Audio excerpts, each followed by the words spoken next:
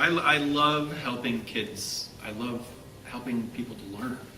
I love, when people say, hey, I want to do this project, or hey, I want to look at this, how can you help me with this lesson when a teacher might come to me, and helping to work with them to, maybe even look for something that I don't know, because a lot of times they're coming to pick my brain about things that I might know, and if I don't, I admit it, I don't know this, let's move on and look at something else. But with the kids, just watching them, go through the learning process and finally getting it, that's just a reward unto itself. It's just so fulfilling. It's a great job. And most importantly, I love that it changes every day, I really do. I mean, some people really need that routine and structure, and I do, and it's good to have that. But just every day, you're going to get asked a new question. Every day, we're going to have a new reason to go, explore something. That's one of the best parts. I might be maybe half the teacher I am without technology, especially in the library, because people are coming to you in the library and they're asking questions. It's a place to discover your passions, but it's also a place to find your answers.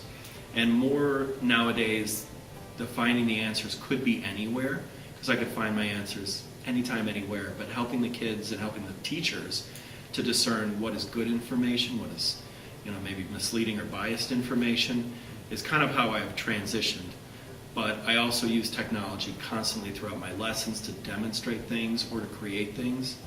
And when the teachers and students see that, the natural then shoe-in for me is, hey, can you come to my classroom and help me with this? Or, Mr. Mika, can you teach me how to do that? Absolutely. Those little hooks in there, those little chances, the bait dangling, and I'll take it every time.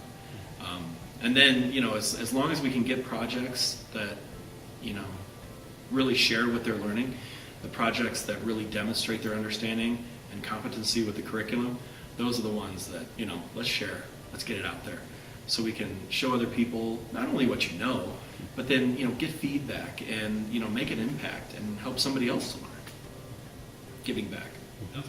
Basically, as a teacher with a really big classroom that has tons of resources in it, I mean, my job, when I'm not actually teaching a specific class, I would say my job is, like I said earlier, help kids discover their passion, help them, give them the tools to find their answer, and, most importantly, help them to find an answer, especially nowadays, is it correct? Did I find the right answer, or at least a correct answer?